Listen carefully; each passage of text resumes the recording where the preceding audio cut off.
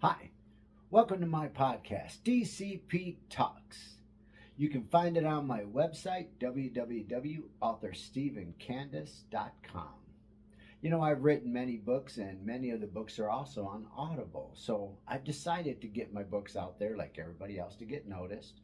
Like everybody else, I'm hitting the TikTok phase, Instagram page, and you know what I mean? You got to do whatever you can do to make that dollar. Can I get a holla? Thank you. Now, in episode 4, today, let us talk about a couple of books, and then they're also on Audible. And then we are going to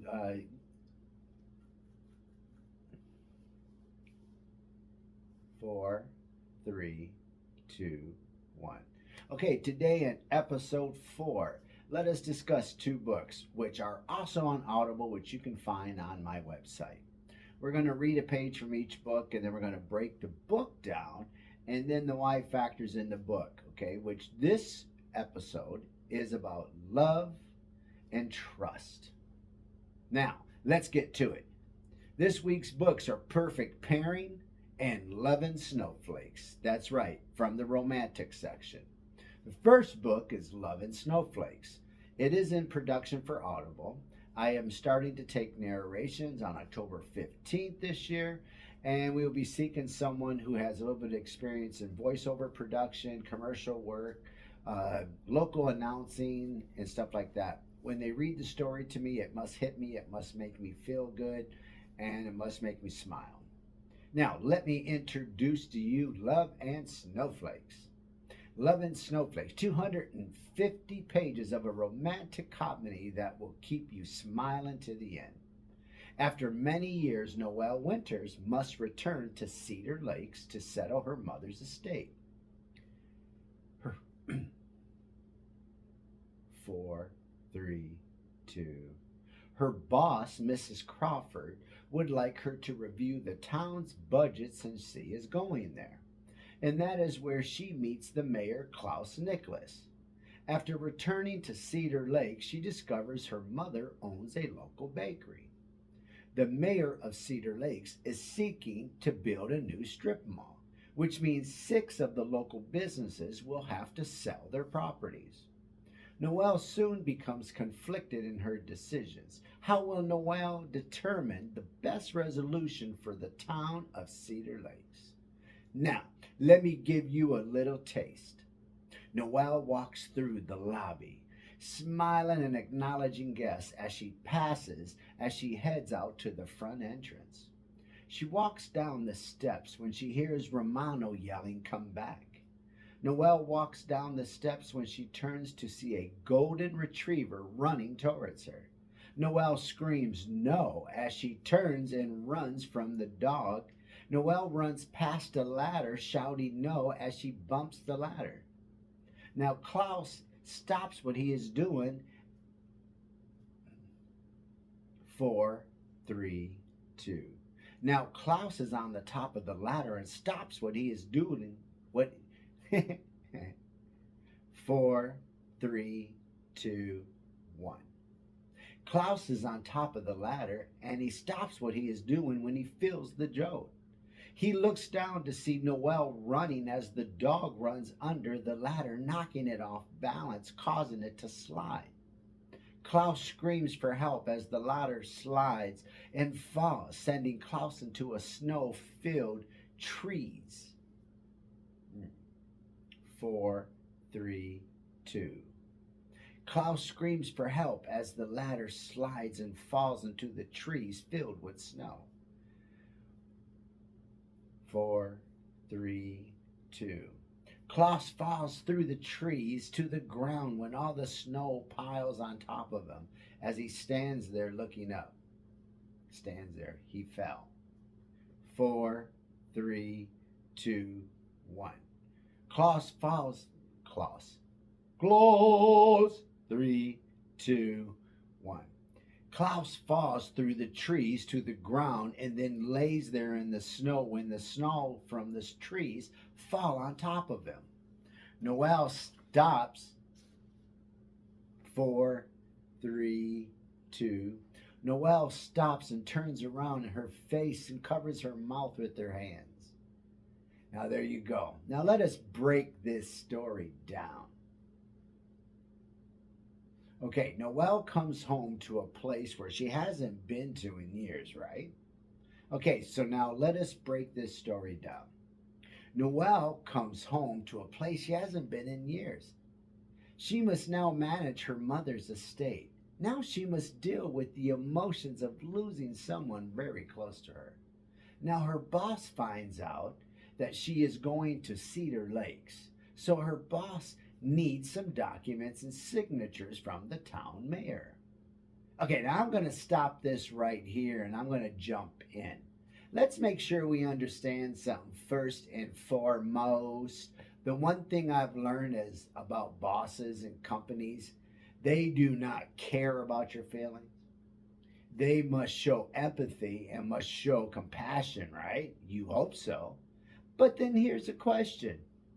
If someone dies in your family and you go and tell your boss, why do you have to tell them that you're going to take days off for bereavement? Shouldn't your boss automatically apologize to you and ask if you need any time off? That's what I did. I know the heartache of a loss. It sucks. Now, though, let us calling or showing up late or a few times, and then you'll see how a company looks at you differently. You think they love you, right? But you start slipping and sliding, and you'll see on the backside how things can change. I was a boss for many years. There are ways of getting back. Holla as a boss. Sorry, employees. But let's get to book two. Book two is Perfect Pairing. This is 247 pages of a romantic comedy. It's a romantic comedy.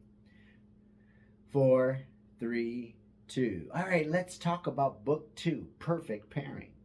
This 247-page book is a romantic comedy and fun filled with delightfulness set in the beautiful Niagara region. Alan Montgomery is a successful marketing manager who strives to excel. He is ready for his vacation with his girl Kaylee, and it is 3 years since they've actually went anywhere. 5 days before they leave for their trip to Niagara Falls, Caitlin tells Alan that she is breaking up with him. During their dinner, 4, 3, 2. 5 days before they leave for their trip to Niagara Falls, Caitlin tells Alan that she is breaking up with him during their dinner and she is not going with him. Alan is devastated and emotionally upset about this situation. After many debates, he plans to go on the waterfall tour in the Niagara region anyways. Samantha Hillard owns Doggy A Go-Go. All right, Samantha Hillard owns Doggy A Go-Go, a pet supply company. She constantly works on her website, traveling daily to market her product, ensuring her continued 3, 2. Ensuring her continued success. She lives with her boyfriend, Brad. After 3.5 years of not taking a vacation or any trip, they plan a trip. Samantha is excited to go. During dinner, 5 days before they go, Brad tells Samantha that he would like to date other people. Dog, just saying. Now, Samantha decides to take the tour around Niagara Falls anyways. Alan and Sammy Joe are not in the state of mind to get along with the opposite sex right now. All of a sudden, at the tour, they are placed together. At first, both refuse and realize that it is a must. They do not get along because they are so independent, right now angry, not to mention competitive. Let us see how this unfolds in our story. There are 2 possible outcomes to this story. Which way will the waterfall flow? You like that, didn't you? Let me give you a little taste. The girls are walking towards the boutique when Dwayne stops and says, "Wait a minute here." He says, "I want to know why Brad is here and what happened to Alan." Susan and Adrian say they were wondering as well. Sammy Joe says, "What I can say is, Alan and I walked out of the elevator, and there was Brad standing there as the doors opened."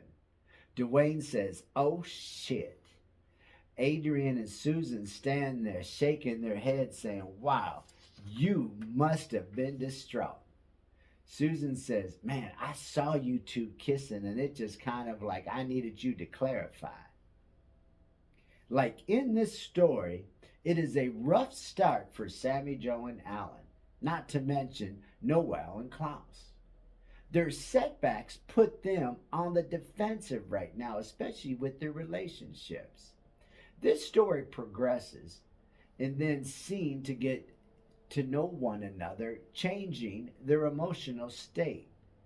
Then, bam, shit hits the fan as usual. Now, here's my question is,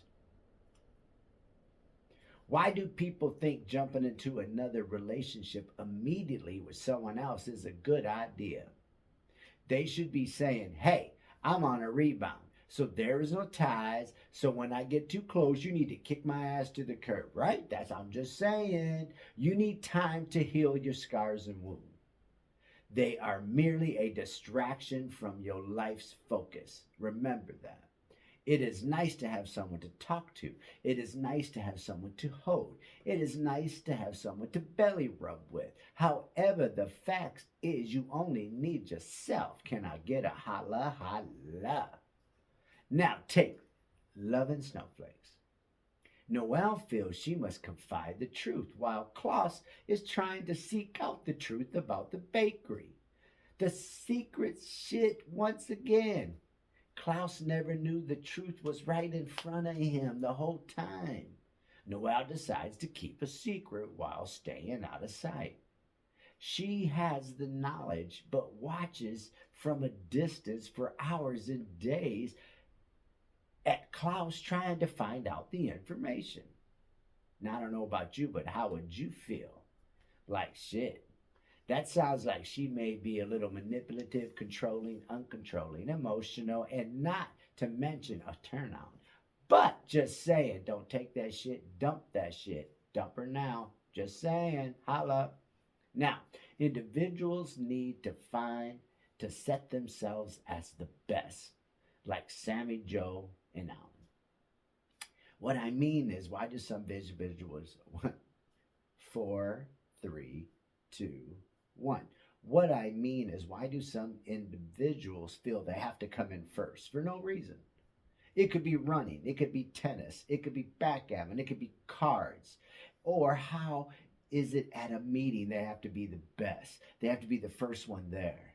No matter if you're driving 2 cars, they're going to try to pull into the parking lot first. Why is there that side of each of us? Take Alan and Sammy Joe. They meet, and before you know it, they're racing to get to the first place, even on horses, even climbing. Just a little bit of competitive side in all of us, I think. I know some people who never race. They would smile and watch your ass take off. I myself was highly competitive and do anything to beat. I played baseball for years in many sports. I have had to have the most home runs in that year. I've had to score the most players. I used to pitch, had the most strikeouts. That was a dogfight. So I understand the competitive side. I have coached boys soccer for years, and I gave the old Vince Lombardi speech. Winning isn't everything, boys. It is the only thing. I made the boys run for 30 minutes every practice, followed by drills. If the parents would question it, I would tell the parents, if you wanted to coach, then you should have applied and get your own team. Bam. I never understood the parents who love to give advice but won't throw their hat in the ring. Holla to the coaches. Now, Sammy, Joe, and Alan are very competitive, which add to the spice in their relationship, if you ask me, engaging. I'll explain. When a couple does things together like sports, running, swimming, hiking, cycling, yes, movies, there's more. But for instance, when the couple works together to achieve one common goal physically together, it fosters a sense of togetherness that others will not ever feel. Touching or relying on one another brings you closer, and the sense of passion that strikes, feeling both of your emotions, ties one another just endlessly. The old saying is that if you become separated in our lives with one another, then sooner or later, 9 times out of 10, the relationship is going to be strained, and that is just my opinion. I knew a couple for many years, for over 12 years, turned to gym junkies. Oh shit, that was me and my second wife. We would go to the gym, start off at 5:30, knock it off till 7. That's dedication, my friends. Hello, I was even on a treadmill watching when the two towers fell. Devastating. However, the physical demands on your body 20 years later from working out. I look great, but 7 knee surgeries later, elbow surgery, arm surgery, feet are screwed, not to mention. So, my advice, if you work out, keep it low and moderate. You don't have to go crazy. I also have a weightlifting book available, Weightlifting Guide to Success, on my website, www.authorstephencandace.com. Holla! Gotta pay the bills. Now, that's all I'm saying. Now, both of these stories, the issues may arise as why some people feel the need to control or take charge of the situation. Has it become that bad out there where people can't make a damn decision? We believe we all have the correct answer. Like, what the frick, right? Like, I think the old saying comes to mind, two heads are better than one. Think about it. I know my answer is better, just saying. Holla. Which brings us to secrets and lies. Now, in both stories, the main characters have lied and are keeping secrets. What kind of secrets and lies were told here? Why do some people, even family members such as brothers, sisters, partners, feel the need to lie to you? In both stories, the secrets turn into worse lies, which is a double whammy in my head. I would dump you for sure, but I am not as forgiving as others, just saying. What makes you feel our reaction will not be that bad? Or what if you're afraid of our response? The problem is like Sammy. So, what happens when you have a good instinct and you know someone is hiding something? I always knew that the gift of bullshit was when someone was trying to brag or tell you a story, or the best part when they were try to point you in another direction, and even with starting the blame game and throw everybody off. Like, why do you make a big deal out of nothing? See, I'm really good at pinpointing your butt out, and then I find a secret and I blow it all up. Now, the truth will set you free. It's all I'm saying. Now, when you feel lonely, or what happens if your partner or old partner is not supportive, think about it. They are private about themselves, and if they're very comfortable sharing really details of their family and friends, then you know what? You should think differently. If you don't talk about anything substantial, if the conversation is mostly just about trivial bullshit, that means the relationship is sideways. They don't share life or their family stuff, less involved with the daily routines, and always about just nothing you care about. Or how about the lack of communication? Not engaging in deep, meaningful conversations. Like, that's a sign you should really look to, too. Or what if they don't? Ooh, 4, 3, 2. So, what happens if they don't support your dream or goals? If they are not actively encouraging you, supporting your aspirations, it may be a sign to consider changing your partner. Shit, I am guilty of that. I've had two partners who never encouraged me, always asking why. I hate that shit. Only my kids and uh, 4, 3, 2. It makes a difference in our lives when people support us. Your children, that we tell them they can do anything. They can make it so, right? So why don't we? Recognizing these signs can help protect your heart, your relationship, and decide the next outcome. If you notice the obvious in someone, then say so. Get it out in the open. It's better to get it that way. Which brings us to why would you stay? Take love and snowflakes. Noelle must travel to Cedar Lakes to attend her mother's estate, not looking for love. So in this case, love can be a new beginning. It can flare into a world of love and bliss surrounding you by the perfect ambiance. Both parties are trying to explore someone new. If that's the case, that's awesome. Now let's take perfect pairing. Both Vin 4, 3, 2. Now let's take perfect pairing. Both individuals are already under emotional distress, so why would they think letting someone in is a good idea? I know we've all heard the old saying the best way to get over an ex is to move on top of another one. Hell, I mean, get it. Holla. Just saying.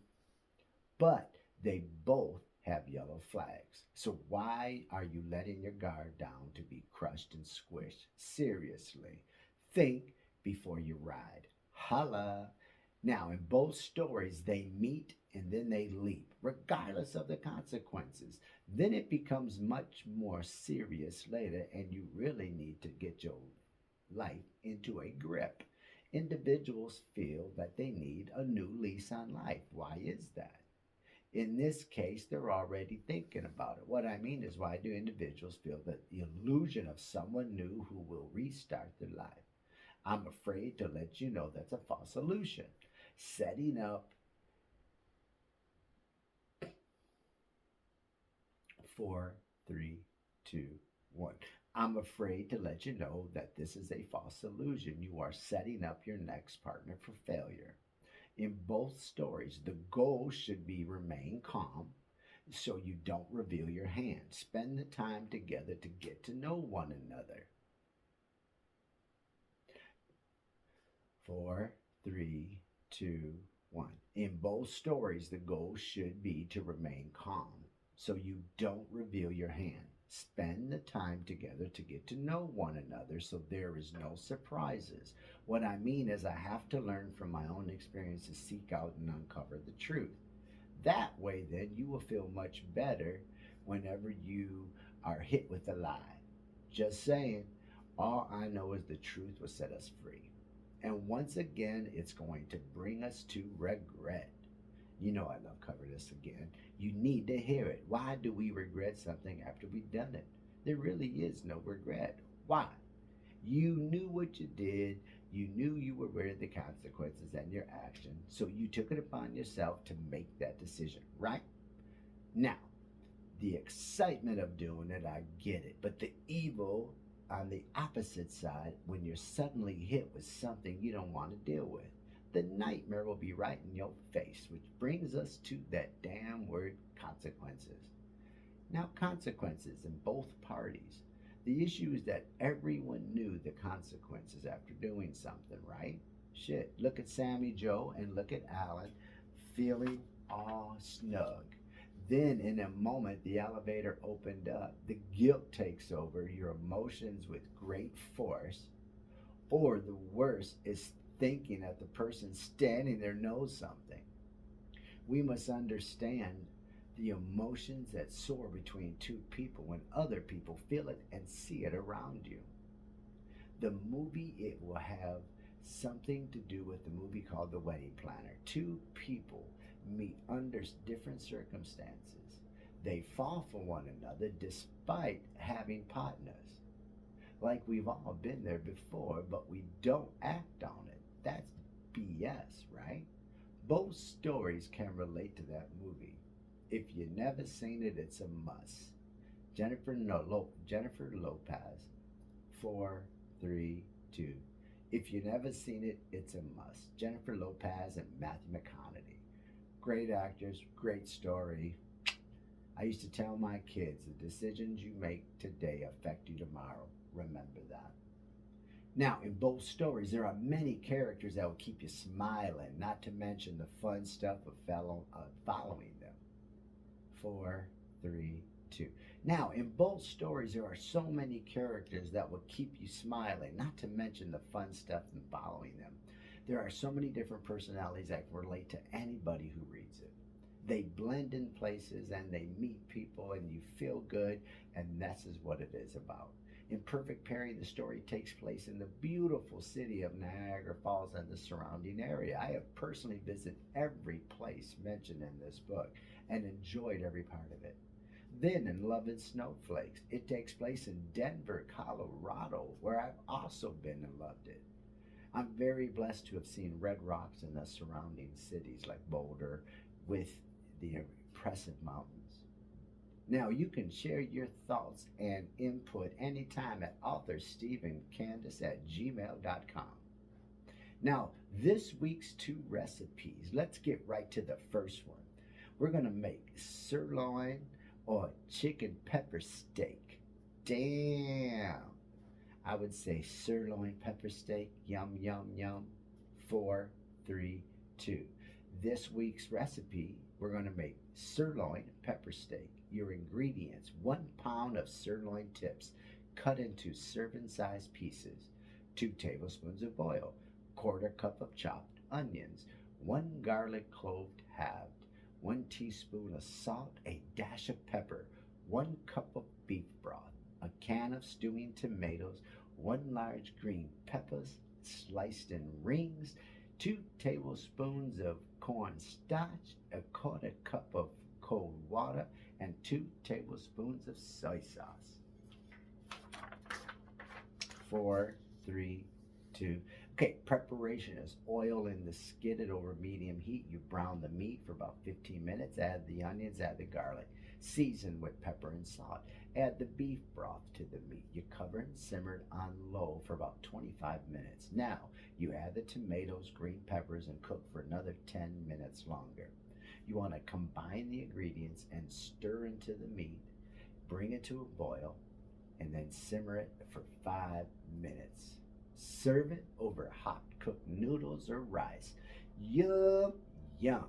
Now, before I get to my next recipe, I must give a shout out to my girl Corey, who is doing her prepping on her dinner while she's listening to me. Nice to see you again, fam. Boom. Okay, you and the fam, hope our guys are doing well. Good luck this weekend in the baseball. Or hockey, I apologize. Good luck in hockey this weekend. Okay, 4, 3, 2, 1. Hey, before we go any further, I want to give a shout out to my girl Corey, who is prepping her dinner. Good luck with the boys in the hockey this weekend, okay? Shout out to the fam. Now, let's get to recipe number 2. Red lobster and cheese loaf.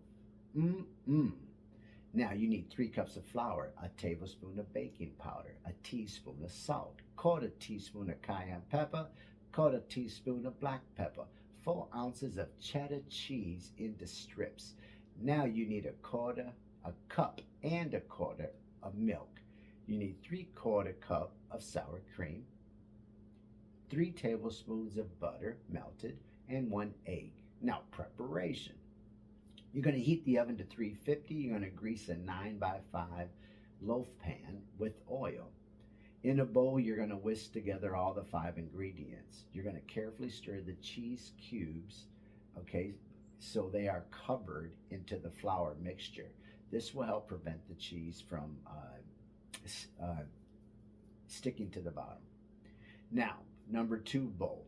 Get a bowl. In the different bowl, you whisk together the remaining ingredients. Fold the wet ingredients into the flour and the cheese mixture. Stir and combine together. You're going to spread the mixture into the loaf pan. Bake for 45 to 50 minutes. You let it cool for about 5 to 10 minutes. Got it? Done. Now, this episode of Things That Make You Go, what is the deal with people being so picky nowadays with food? I grew up in a world where, man, it was in front of you. You either ate it or you starved. That's right, no shit. The best part is to hear from all your older friends talk about the same way.